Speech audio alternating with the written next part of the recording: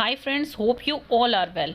ये वीडियो जो new mommies बन चुकी हैं और जो न्यू मॉमीज़ बनने वाली हैं उनके लिए बहुत हेल्पफुल होने वाली है। हम इसमें पूरे प्रोसीजर के साथ बात करेंगे न्यू बॉर्न बेबी की। देखिए, आफ्टर बेबी बर्थ जो होता है डॉक्टर उसे स्पंज करते हैं, क्लीन करते हैं पूरा, फिर आपको दिखाया जाता है बेबी और उसकी आइज़ को भी साफ़ किया जाता है। जो ड्रॉप्स डाली जाती हैं उसमें, फिर उनका वे किया जाता है कि उनका वेट कितना है। नॉर्मल वेट जो होता है वो 2 to 4 kg के अराउंड होता है बेबी का। और वेट भी जो है, मेरे को लिटरली सब कुछ सुन रहा था, जैसे वो पूरा बोल रहे थे कि बेबी का कलर क्या है, बेबी का वेट क्या है, बेबी क्राई करता है, देन वो आपको दिखाया जाता है। पर हम इसमें मदर की बात नहीं कर रहे हैं, हम इसमें बेबी की बात करेंगे पूरी।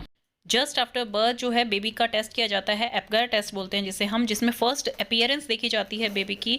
अपीयरेंस आपके बेबी की जो है पिंक होनी चाहिए, ब्लू नहीं होनी चाहिए। ब्लू होती है तो उसमें 0 स्कोर मिलता है, और अगर उसके हैंड्स और फुट ब्लू हैं तो उसमें 1 स्कोर किया जाता है, एंड 2 स्कोर किया जाता है जिसमें पूरी तरह से वो पिंक होता है।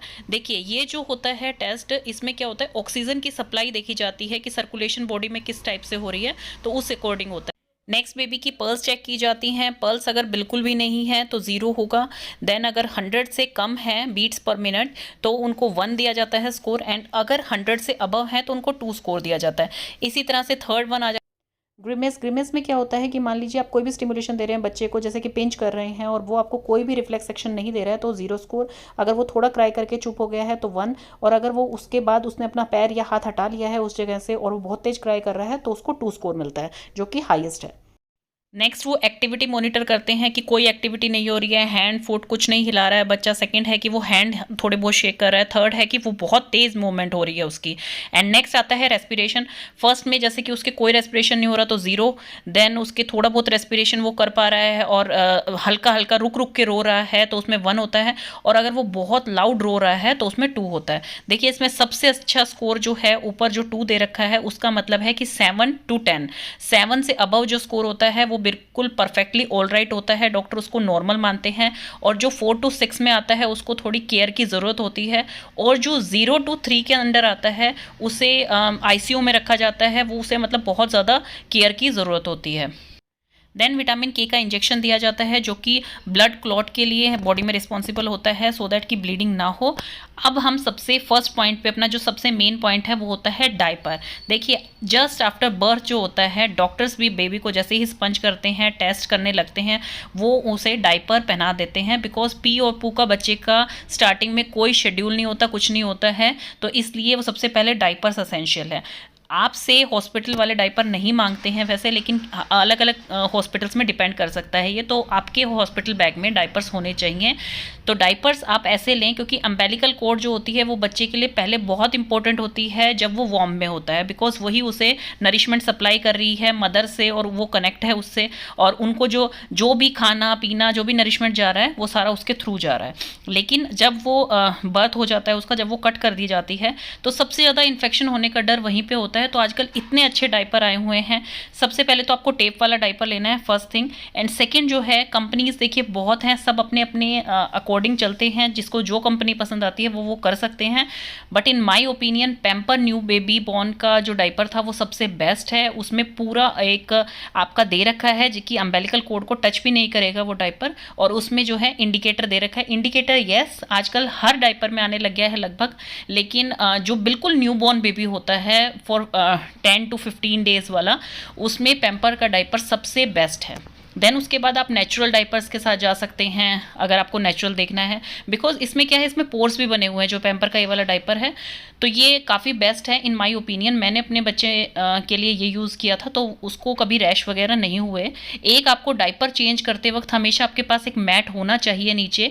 फर्स्ट, ये जो हॉस्पिटल वाले ही बेबी को डायपर लगाते हैं जब सारे टेस्ट वगैरह कर रहे हैं, जब तक वो आपको हैंड ओवर नहीं करते हैं तब तक वो अपनी जैसे मेरे बेबी को शायद हिमालय का लगाया था स्टार्टिंग में उन्होंने, तो वो जैसा डॉक्टर को ठीक लगता है या जैसा उनके पास अवेलेबल होता है, सब के साथ वो ऐसे ही न्यूबॉर्न के साथ जो लगाते हैं, तो वो आपके लिए टोटली सेफ है, आप उसमें कोई क्वेश्चन नहीं कर सकते हैं।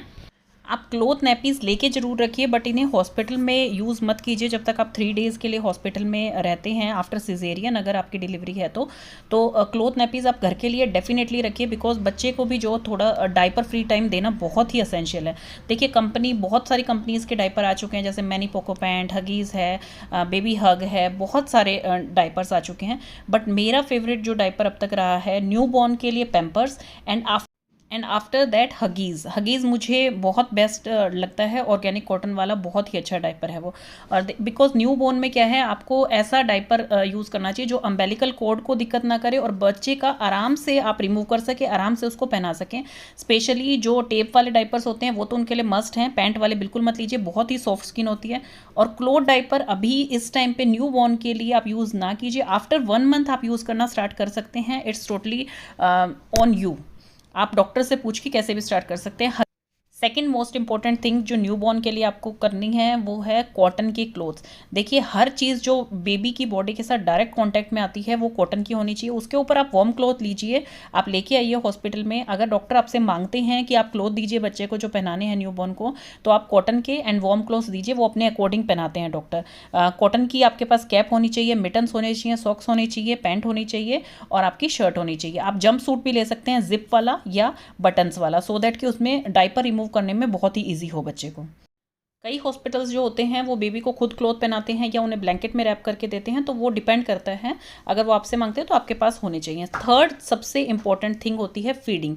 देखिए सबसे इंपॉर्टेंट जो मानी जाती है वो होती है ब्रेस्ट फीडिंग। ब्रेस्ट फीडिंग सबसे ज़्यादा जरूरी है और न्यू बॉर्न को after every 2-3 hours doctor recommend करते हैं कि फीडिंग ज़रूर करवाइए। और वैसे जो है न्यू बॉर्न जब क्राई करता है, डॉक्टर कह देते हैं कि अगर 2 घंटे हो गए हैं, तो ऐसा नहीं है कि आप उन्हें स्लीप से जगा के करवा रहे हैं, नहीं ऐसा नहीं है। जब वो क्राई करते हैं, हंग्री हो, तभी आप उन्हें फीड करवाएं। लेकिन ऐसा भी नहीं करना आपको कि वो 4 घंटे तक सोता ही जा रहा है और आप उन्हें फीड नहीं करवा रहे हैं बीच में, तो वो एक कंसर्न आपके लिए है। आप उन्हें जगा के फीड करवाइए या अपने डॉक्टर से ये अच्छी तरह पूछिए कि हम उन्हें कैसे बीच में जगा सकते हैं, कितने टाइम बाद हमें उनको फीड करानी है। आप जो है हॉस्पिटल में ही अपने बेबी को फीड कराने का तरीका अच्छी तरह समझ सकते हैं डॉक्टर से, बिकॉज वहाँ पे प्रोफेशनल होते हैं वो, और उनका डेली का काम है ये। आपके लिए ये फर्स्ट टाइम है, लेकिन उनका डेली का काम है। उनसे अच्छी तरह से समझिए आप बेबी को कैसे फीड कराएंगे। सबसे ज़रूरी है बेबी के लिए स्किन टू स्किन कॉन्टैक्ट। जो जैसे ही बेबी का बर्थ होता है, डॉक्टर क्या करती हैं, उन्हें एक ब्लैंकेट में, मतलब पूरा नेकेड होता है बेबी, और उसे जो है आपके ऊपर लेटा देते हैं, सो दैट कि उससे आपका दूध भी आना स्टार्ट होता है। ये सच में एक बिल्कुल करिश्मे के टाइप में है, बट ये रियलिटी है। बच्चा जैसे ही भूखा होता है तो वो हर चीज़ को सक करने की कोशिश करता है। तो वो जब आपके उनसे कांटेक्ट होता है, क्योंकि उनका क्या होता है, इनिशियल ब्रीदिंग जो होती है, जिसको हम देखिए कई बार डर जाते हैं। इनिशियल ब्रीदिंग में क्या होता है, बच्चा जो है फ्लूइड में रहता है वॉर्म के अंदर, और जैसे ही बाहर आता है तो उसे अपने लंग्स के अंदर एयर जो है वो आप इन एंड आउट करनी पड़ती है। तो वो उसके लिए एक चैलेंजिंग जॉब होती है। तो वो जो होती है, कई बार हमें लगता है कि किस टाइप से सांस ले रहा है बच्चा, कैसे एकदम एकदम बहुत तेज तेज लेने लग जाता है, एकदम धीरे हो जाता है। तो ये एक कंसर्न ये डॉक्टर आपको अच्छी तरह समझा देंगे। अब मैंने जैसे उनसे क्वेश्चन पूछा था तो ये उन्होंने समझा दिया था मुझे अच्छी तरह से कि नहीं, ये इस तरह से होता है। इनिशियल ब्रीदिंग जो होती है ये जब भी सूदिंग हो सकती है जब वो माँ के जितने ज़्यादा कॉन्टैक्ट में रहेगा, बच्चा उतना ही ज़्यादा वार्म फील करेगा और उतना ही वो उसकी जो हार्ट की एक्टिविटीज़ हैं वो नॉर्मलाइज होने लग जाएंगी। बिकॉज उसे वो अपनापन लगता है जब वो माँ के कांटेक्ट में आता है। तो इसलिए इससे क्या होता है, ब्रेस्ट फीडिंग में भी बहुत हेल्प मिलती है। डॉक्टर आपको प्रॉपर चार्ट बना के देते हैं, या आप जैसे विजिट करते रहते हैं तो उनसे क्वेश्चंस, अपने जितने भी क्वेश्चन आपके माइंड में होते हैं, बिल्कुल मत शर्माइए। डॉक्टर से आप सारे क्वेश्चंस पूछिए कि मुझे कितने टाइम में फीड कराना है इसे। बिकॉज न्यूबॉर्न को क्या है, न्यूबॉर्न को ना आप वाटर दे सकते हैं, और सबसे बेस्ट है अगर आप ब्रेस्ट मिल्क उनको सफिशिएंट हो रहा है तो आप कोई फॉर्मूला मिल्क उनको साथ में मत दीजिएगा, क्योंकि हम ये सोचते हैं कि उससे बच्चे का वेट बढ़ेगा। हम साथ में फॉर्मूला मिल्क दे देते हैं, एक बार ब्रेस्ट मिल्क दे दें। देखिए अगर ब्रेस्ट मिल्क जो है वो सफिशिएंट नहीं आ रहा है मदर को, तो आप फॉर्मूला मिल्क दे सकते हैं। वो आप डॉक्टर से पूछ के दीजिए कि कौन सी कंपनी का आपको देना है, किस टाइप से आपको देना है, कितनी क्वांटिटी में आपको देना है। लेकिन अगर ब्रेस्ट मिल्क सफिशिएंट आ रहा है आपका, तो फिर आपको फॉर्मूला मिल्क की कोई ज़रूरत नहीं है। फर्स्ट 6 मंथ के लिए आप सिर्फ बच्चे को ब्रेस्ट मिल्क पे ही रखिए। अगर मान लीजिए आपको बॉटल फीड कराना पड़ता है या आपका मिल्क नहीं आ रहा है सफिशिएंट जो है, या किसी इमरजेंसी के थ्रू, तो वो भी आप डॉक्टर से अच्छी तरह सलाह लीजिए कि आपको स्टील की बॉटल बेस्ट है, आपको किस तरह से वो स्टरलाइज करनी है। बिकॉज देखिए बॉटल जो है स्टरलाइज करनी बहुत ज़रूरी है, उबलते पानी में उसे डालना होता है और फिर उसे ढक के रखना होता है विद निप्पल। कैसे उसकी निप्पल उसमें इंसर्ट करनी है, कैसे बच्चा उसे सक करेगा, वो सब चीज़ें डॉक्टर आपको अच्छी तरह से समझा देते हैं। और बॉटल जो है इसमें बहुत मैटर करती है, आप कौन सी कंपनी की बॉटल लेंगे, आप स्टील की बॉटल लेते हैं, आप प्लास्टिक की बॉटल लेते हैं, वो सब बेबी के हेल्थ से डायरेक्ट जुड़ी हुई है, तो इसका आप बहुत ध्यान रखें। अब आते हैं हम अपने नेक्स्ट पॉइंट पे। नेक्स्ट जो सबसे इंपॉर्टेंट स्टेप है वो है बर्पिंग। बर्पिंग के लिए देखिए ये प्रोफेशनल कर रहे थे वहाँ डॉक्टर्स, मैं देख रही थी उन्हें कि अपना हैंड जो है उन्होंने बच्चे के चिन के नीचे रखा हुआ है सो दैट कि सपोर्ट मिल जाए नेक को, और फिर पीछे से आराम से वो पैट कर रहे थे, मसाज कर रहे थे बच्चे की बैक पे, और उससे बच्चा बर्प ले रहा था आराम से। और आप जो है आप घर पे उन्हें अपने शोल्डर पे लगा के बर्प दिला सकते हैं। बर्पिंग के लिए एक बर्पिंग क्लॉथ होना आपके पास बहुत ज़्यादा ज़रूरी है, बिकॉज बच्चा कई बार उसमें स्पिट कर देता है, वोमिट कर देता है, जो एक्स्ट्रा मिल्क अंदर चला गया होता है तो उसे निकाल देता है। इसमें क्या होता है, बर्पिंग क्या हेल्प करती है कि कई बार जो है एक्स्ट्रा एयर बच्चा ले जाता है फीडिंग के टाइम पे, तो वो जो है वो रिमूव होनी, बाहर निकलनी बहुत ज़रूरी होती है। तो उससे हमें ये भी पता लगता है कि बच्चे का टमी फुल हो चुका है, तो बर्पिंग एक इंडिकेटर है। अगर आप बर्पिंग नहीं दिला रहे हैं तो ये एक सीरियस इश्यू भी बन सकता है, और बच्चे के गैस, ब्लोटिंग, ये सब कुछ हो सकता है, और बच्चा क्राई करना बंद नहीं करेगा। नेक्स्ट जो इंपॉर्टेंट स्टेप आता है वो आता है बाथिंग। देखिए बाथिंग जो है वो आपके न्यूबॉर्न बेबी के लिए आप 2-3 टाइम्स इन अ वीक कर सकते हैं, और बाकी आप उन्हें स्पंज दे सकते हैं। बिकॉज देखिए पहली बात तो उनकी स्किन बहुत सेंसिटिव होती है इस टाइम में, तो उनकी स्किन जल्दी जल्दी ड्राई होती है, स्किन उतर रही होती है। और सेकेंड जो सबसे इंपॉर्टेंट चीज़ है वो होता है अम्बेलिकल कॉर्ड। अम्बेलिकल कॉर्ड को जितना आप ड्राई रखेंगे वो उतनी ही जल्दी वहाँ से टूट जाता है, झड़ जाता है अपने आप, और 2-3 वीक्स में ये अपने आप यहाँ से झड़ता है, अपने आप अलग हो जाएगा स्किन से बच्चे की। आपको उसमें कुछ भी नहीं करना, उसे अनटच रखना है बिल्कुल। यदि आपको उसमें ब्लड दिख रहा है या आपको उसमें पस दिख रही है तो अपने डॉक्टर से इमीडिएट कांटेक्ट करें आप, वो एक इन्फेक्शन की निशानी हो सकती है। अदरवाइज आपको वो टच नहीं करना है, सूखा रखना है एरिया। और जो न्यूबॉर्न बेबी की बाथिंग होती है उसके लिए आप बाथ टब ले सकते हैं। बिकॉज देखिए मैंने फर्स्ट बेबी में अपने वो टब लिया था, टब मुझे इतना अच्छा नहीं लगा बिकॉज बच्चा उसमें फिसलता रहता है। ये मुझे बहुत अच्छा लगा, और इसका मैं लिंक आपका डिस्क्रिप्शन बॉक्स में डाल दूंगी। इसमें बच्चा आराम से आप उसके नेक पे सपोर्ट देके देन उसको आराम से नहला सकते हैं इस पे। नेक्स्ट है कि बच्चे की स्वेडलिंग आप कर सकते हैं, अच्छी तरह से उसे नींद अच्छी आती है। उसके बाद तो क्या था कि जैसे स्वेडल क्लॉथ नहीं आते थे तो फर्स्ट बेबी में मैंने क्या था ब्लैंकेट से ही बना के स्वेडलिंग करी थी, लेकिन अभी ये प्रॉपर क्लॉथ आते हैं, इसमें सिर्फ आपको बच्चे को टाई करना होता है, तो वो आप अच्छी तरह कर सकते हैं। कॉटन की कैप उन्हें हमेशा पहना के रखें, चाहे गर्मियों का सीज़न में बेबी हुआ है या सर्दियों में बेबी हुआ है। और आपको टेम्परेचर कितना मेंटेन रखना है वो डॉक्टर आपको अच्छी तरह समझा देते हैं कि रूम में कितना टेम्परेचर मेंटेन रखना है। जैसे मेरी बेबी सितंबर में हुई थी तो उसमें बेबी डॉक्टर ने अच्छी तरह से बता दिया था कि एसी चलाना है, एसी बिल्कुल भी दिक्कत नहीं देता बच्चे को, और आपको इतने टेम्परेचर पे मेंटेन रखना है जिससे कि ना ठंडा होगा रूम और ना गर्म होगा। और बच्चे का सिर जो है वो ढक के रखें तो सबसे बेस्ट है। ये हमारे थोड़े बड़े बंदे बताते हैं कि उनका सिर और मदर का सिर जो है आफ्टर डिलीवरी ढक के रखना चाहिए, क्योंकि बच्चा भी एकदम गर्मी से निकला है, तो इसलिए उसके सिर पे भी हल्की सी कॉटन की कैप होनी चाहिए ताकि उसके अंदर पसीने ना आए। मैंने newborn must have items में ये कुछ आइटम्स डाले थे, मैं उस वीडियो का लिंक आपको डिस्क्रिप्शन बॉक्स में दे दूँगी। वो बहुत ही एसेंशियल वीडियो है, आपकी बहुत हेल्प होगी उससे। तो ये देखिए मेरी बेबी इसी में सो रही है अभी, पूरा मॉस्किटो नेक, और इस टाइम ये ओनली 6 डेज़ की है। 6 डेज़ की आफ्टर जब हमें हॉस्पिटल से हम घर आ गए थे। और ये वाला भी मैंने यूज़ किया था just immediate after we reach home. ये मैंने बेबी शायद इसमें 4 डेज़ की है, जब इसमें स्लीप कर रही है, पिलो लगा रखा है मैंने और क्लोज कर रखा है इसे। ये है इसका ओपनिंग पिक, जैसे आप ओपन कर देते हैं तो ये इसका ओपनिंग पिक आ जाता है। आप पिलो यूज़ कर सकते हैं, जैसे मस्टर्ड सीड के जो पिलो आते हैं वो आप यूज़ कर सकते हैं, नहीं तो मैं आपको एक घर पे ही बनाना पिलो जैसे मेरी मदर ने मुझे बताया था, आप कोई भी एक ब्लैंकेट ले सकते हैं सॉफ्ट सा। ये मैं आपको एक टॉवल से बना के दिखा रही हूँ, टॉवल से परफेक्टली आई डोंट नो बनेगा या नहीं, बट ये आप बिल्कुल पतला सा ब्लैंकेट आता है जैसे जो गर्मियों के लिए हम लेके रखते हैं बच्चों का।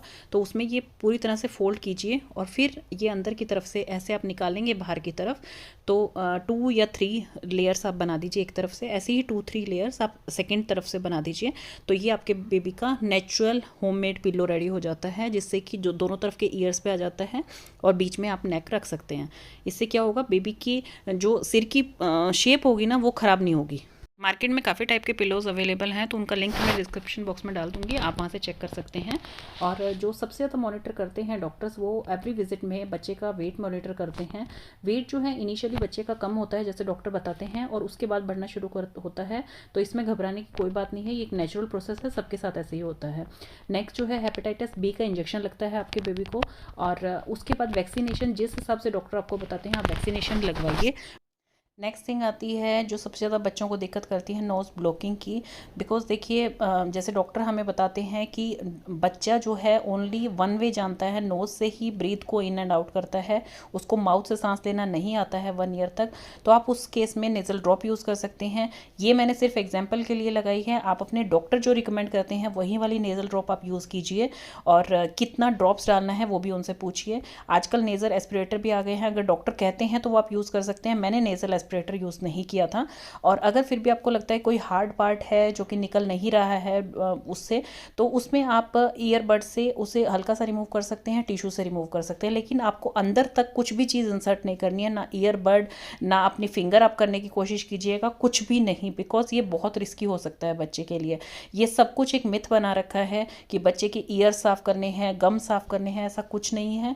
डॉक्टर आपको ऐसा कुछ नहीं कहते हैं। डॉक्टर कहते हैं नेचुरल प्रोसेस के थ्रू, स्नीजिंग के थ्रू बच्चे का जो गंद है वो अपने आप निकलता रहता है। अदरवाइज जैसे उसकी ब्लॉकिंग हो रही है तो आप नेज़ल ड्रॉप यूज़ कर सकते हैं। नेक्स्ट आती है उसकी आइज़ की केयर।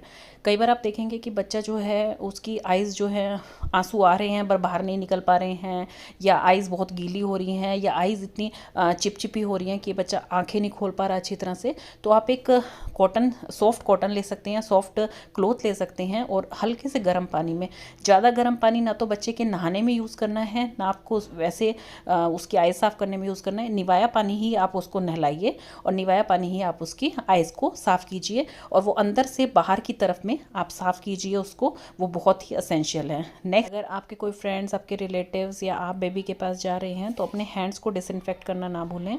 ये एक इम्पॉर्टेंट स्टेप है, because baby, new born baby जो होते हैं वो इन्फेक्शन बहुत ईजीली कैच कर लेते हैं, तो इस चीज़ का भी आप ध्यान रख सकते हैं। And thank you so much, मैंने न्यू बॉर्न बेबी केयर की लगभग सारी चीज़ें इसमें कवर कर ली हैं, और ये इतनी डिटेल्ड चीज़ें हैं, बिकॉज अपना एक्सपीरियंस शेयर करना इतना डिटेल्ड है इसमें कि इस पे आप अलग अलग टॉपिक पे एक वीडियो बना सकते हैं। Thank you so much.